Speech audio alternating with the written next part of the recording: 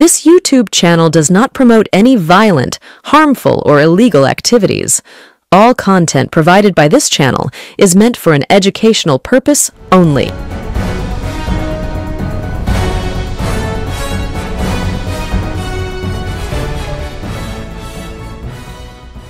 ব্যারাকপুর ইংরেজ আমল থেকেই এই ব্যারাকপুর ভারতবর্ষের অন্যতম গুরুত্বপূর্ণ একটি জায়গা হিসাবে পরিচিতি লাভ করেছে। এই ব্যারাকপুর থেকেই স্বাধীনতা সংগ্রামী মঙ্গল পাণ্ডে সিপাহী বিদ্রোহের ডাক দিয়েছিলেন, যা ভারতবর্ষের প্রথম স্বাধীনতা আন্দোলন এই তকমা পেয়েছে।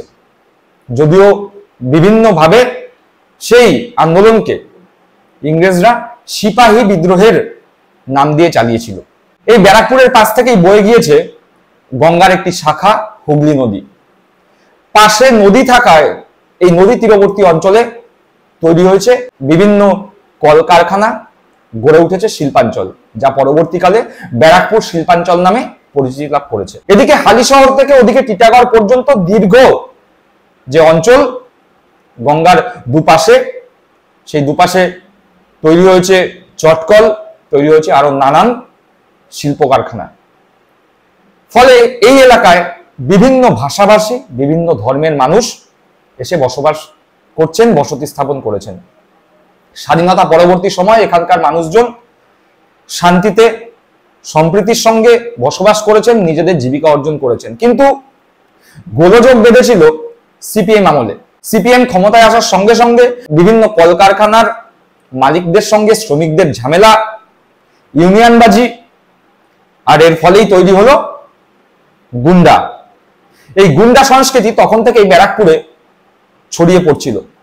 সেই গুন্ডা সংস্কৃতি পরবর্তীকালে যখন তড়িৎবরণ তোপদার সিপিএম এর সাংসদ হন, তখন নিজের সর্বাত্মক রূপ ধারণ করে। সেই সংস্কৃতি বহন করে নিয়েছিলেন অর্জুন সিং। যদিও তিনি সিপিএম করেননি, তিনি ছিলেন প্রথমে কংগ্রেসের, পরবর্তীকালে তৃণমূল কংগ্রেসের, এবং তারও পরবর্তীকালে তিনি বিজেপিতে যোগদান করেন এবং বিজেপির সাংসদ নির্বাচিত হন। এই অর্জুন সিং 2024 সালে পুনরায় বিজেপির প্রতীকে ব্যারাকপুর লোকসভা ভোটে অবতীর্ণ হন এবং তৃণমূল কংগ্রেসের পার্থ ভৌমিকের কাছে পরাজিত হন। পার্থ ভৌমিক এই ব্যারাকপুর লোকসভা কেন্দ্রে যখন নির্বাচনে তৃণমূল কংগ্রেসের প্রতীকে অবতীর্ণ হন, তখন তিনি বলেছিলেন যে এই ব্যারাকপুরকে আমি গুন্ডারাজ মুক্ত করব, এবং তিনি তার কথা রাখতে শুরু করেছেন। গোটা ব্যারাকপুর অঞ্চল, যেই অঞ্চলে সব সময় বোম গুলির শব্দ পাওয়া যেত, সেই ব্যারাকপুরের বিভিন্ন এলাকায় ক্রিকেট টুর্নামেন্ট, ফুটবল টুর্নামেন্ট, নাট্য উৎসব, শিল্প সংস্কৃতি সন্ধ্যা, বিভিন্ন রকম অনুষ্ঠান নিয়ে একটি সাংস্কৃতিক বাতাবরণ সৃষ্টি করবার চেষ্টা করছেন। এই অর্জুন সিং তার শ্রদ্ধেয় পিতা কংগ্রেস করতেন এবং তার শ্রদ্ধেয় পিতা ভাটপাড়ায় একটি হাসপাতাল করেছিলেন। অর্জুন সিং নিজে কাউন্সিলর ছিলেন, নিজে ভাটপাড়ার চেয়ারম্যান ছিলেন, নিজে বহুবার বিধায়ক নির্বাচিত হয়েছেন, সাংসদও নির্বাচিত হয়েছেন। কিন্তু তিনি দীর্ঘদিন ধরে জনপ্রতিনিধি থাকা সত্ত্বেও নিজের পিতার তৈরি করা হাসপাতালের কোন রকম উন্নতি করেননি। সেই হাসপাতালেই সাংসদ হয়ে পার্থ ভৌমিক স্মার্ট ওপিডি রুমের ব্যবস্থা করেছেন নিজের সাংসদ তহবিলের টাকা থেকে, এবং সেই সাংসদ তহবিলের টাকায় তৈরি স্মার্ট ওপিডির উদ্বোধনে গিয়েছিলেন। গিয়েই সেখানে তিনি বলেছেন যে ব্যারাকপুরকে আমি গুন্ডারাজ মুক্ত করব, গুন্ডাগর্দি মুক্ত ব্যারাকপুর তৈরি হবে। এবং তিনি বলেছেন, অর্থাৎ সাংসদ, তৃণমূল কংগ্রেসের প্রতীকে নির্বাচিত সাংসদ পার্থ ভৌমিক বলেছে যে শোলে সিনেমায় যেমন গব্বরকে ঠান্ডা করবার জন্য ঠাকুর সাহেব ছিল, সেই রকমই ব্যারাকপুরের গব্বর সিংকে ঠান্ডা করবার জন্য মমতা বন্দ্যোপাধ্যায় ঠাকুর সাহেবকে পাঠিয়ে দিয়েছেন। তাই চিন্তা নেই, ব্যারাকপুর গুন্ডারাজ মুক্ত হবেই। এখন প্রশ্ন, ব্যারাকপুরের গব্বরকে কেই বা ঠাকুর সাহেব, সেই নিয়ে আজকে আমাদের পর্ব। আপনারা দেখছেন বঙ্গচক্ষু ইউটিউব চ্যানেল, আমি প্রতিবেদক সায়ন্তন চক্রবর্তী। যারা প্রথমবারের জন্য এই চ্যানেলে এসেছেন তাদের কাছে অনুরোধ, চ্যানেলটি সাবস্ক্রাইব করে পাশে থাকা বেল বাটনটি প্রেস করে দেবেন, যাতে যখনই কোনো নতুন ভিডিও এই চ্যানেলে আসবে সরাসরি সেই নোটিফিকেশন পৌঁছে যাবে আপনাদের কাছে। চলুন তাহলে আজকের পর্বে প্রবেশ করা যাক।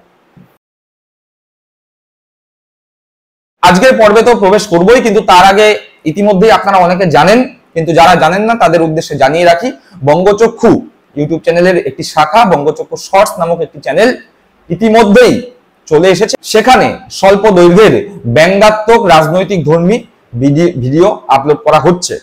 প্রচুর মানুষ সেই ভিডিও দেখছেন এবং পছন্দ করছেন। আপনাদের কাছে অনুরোধ, আপনারা ইউটিউবে গিয়ে বঙ্গচক্ষু শর্টস লিখে সার্চ করে চ্যানেলটি সাবস্ক্রাইব করতে পারেন, অথবা এই ভিডিওর ডেসক্রিপশন বক্সে বঙ্গচক্ষু শর্টস ইউটিউব চ্যানেলের লিংক দেওয়া রইল, সেই লিংকে ক্লিক করে আপনারা সেই চ্যানেলটি সাবস্ক্রাইব করতে পারেন।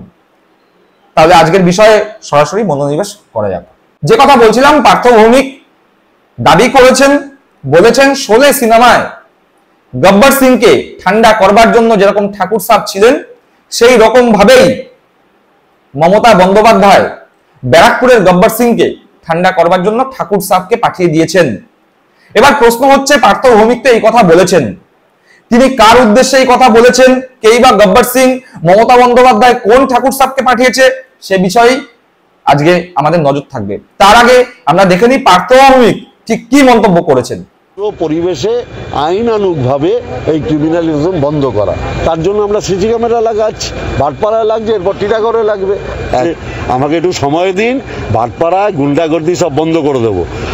শোলে সিনেমায় গব্বর সিংকে টাইট দেওয়ার জন্য ঠাকুর সাহেব সঞ্জীব কুমার ছিল, এখানেও ব্যারাকপুরের তথাকথিত গব্বর সিংকে ঠেকানোর জন্য, তার ক্রাইম বন্ধ করার জন্য, গুন্ডামি বন্ধ করার জন্য মমতা ব্যানার্জি আরেক ঠাকুর সাহেবকে পাঠিয়েছেন।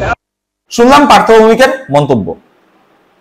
রাজনৈতিক সচেতন ব্যক্তিরা খুব ভালো মতোই জানেন যে পার্থ ভৌমিক এই তীর কার দিকে মেরেছেন। ইতিমধ্যেই আপনারা সকলে বুঝতে পেরে গিয়েছেন যে পার্থ ভৌমিক এই তীর মেরেছেন ব্যারাকপুরের প্রাক্তন সাংসদ, বিজেপির বর্তমানে নেতা অর্জুন সিং এর দিকে। এই অর্জুন সিং কে? এই অর্জুন সিং ব্যারাকপুর লোকসভা কেন্দ্রের, ব্যারাকপুর শিল্পাঞ্চলের এক সময়কার বেতাজ বাদশা ছিলেন। তার নির্দেশ ছাড়া ব্যারাকপুরে পাতা পড়তো না। এই ব্যারাকপুর শিল্পাঞ্চল জুড়ে যে দুষ্কৃতি, যে তাণ্ডব 2019 লোকসভা ভোট পরবর্তী সময় হয়েছে, তার মূল হোতা ছিলেন, মূল কাণ্ডারি ছিলেন এই অর্জুন সিং। সেই অর্জুন সিং বরাবর দুষ্কৃতি এবং সমাজ বিরোধীদের প্রশ্রয় দিয়ে এসছেন, তার অন্যথা এখনো হচ্ছে না।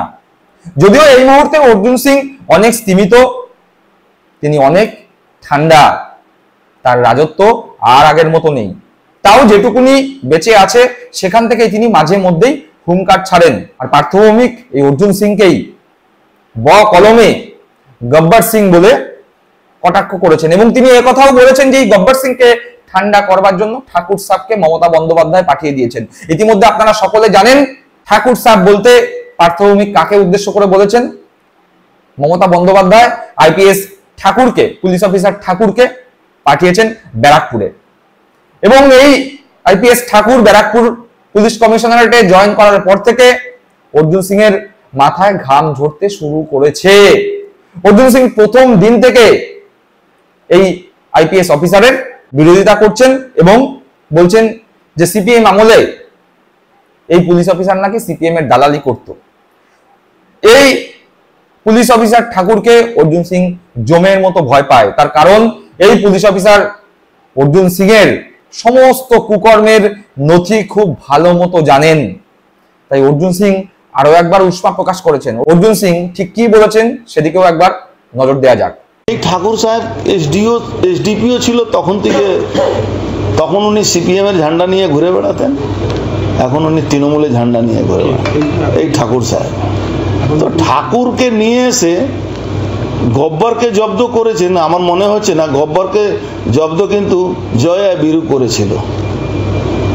তো আমি গব্বরও না, ঠাকুর কি ঠাকুর করছেন বা করবেন সেটা এখানকার মানুষ দেখছে। ঠাকুর সাহেবকে এখানকার মানুষ খুব ভালো করে চেনে। শুনলাম অর্জুন সিং এর বক্তব্য। দর্শক বন্ধুরা, পার্থ ভৌমিক লোকসভা ভোটের আগে প্রতিশ্রুতি দিয়েছেন ব্যারাকপুরের মানুষকে যে ব্যারাকপুরকে গুন্ডা মুক্ত করবেন এবং ব্যারাকপুরের রাজনীতি সম্পূর্ণভাবে ভদ্রলোকের রাজনীতিতে পরিণত হবে। যে যার নিজের ইচ্ছা মতো দল করবে, যে যার নিজের ইচ্ছা মতো রাজনীতি করবে, সেখানে থাকবে না কোনো রকম গুন্ডাগিরি। এবং পার্থ ভৌমিক সেই কাজে ইতিমধ্যে লেগে পড়েছেন। দর্শক বন্ধুরা, আপনারা কি মনে করছেন অর্জুনের যে এই বাহুবলী রাজনীতি, সেই বাহুবলী রাজনীতির শেষের শুরু তো হয়ে গিয়েছে? অর্জুন সিং বাহুবলী রাজনীতি যদি না করতে পারে, সেক্ষেত্রে অর্জুন সিং কি নিজের রাজনৈতিক যে গ্রহণযোগ্যতা রয়েছে সেই গ্রহণযোগ্যতা কি আদৌ বজায় রাখতে পারবে বিজেপির কাছে, নাকি অর্জুন সিং এর রাজনৈতিক ক্যারিয়ার খুব দ্রুতই শেষ হতে চলেছে? এই বিষয়ে আপনাদের মূল্যবান মন্তব্য কমেন্ট বক্সে কমেন্ট করে জানাবেন। সকলে ভালো থাকবেন, সুস্থ থাকবেন। জয় হিন্দ, বন্দে মাতরম।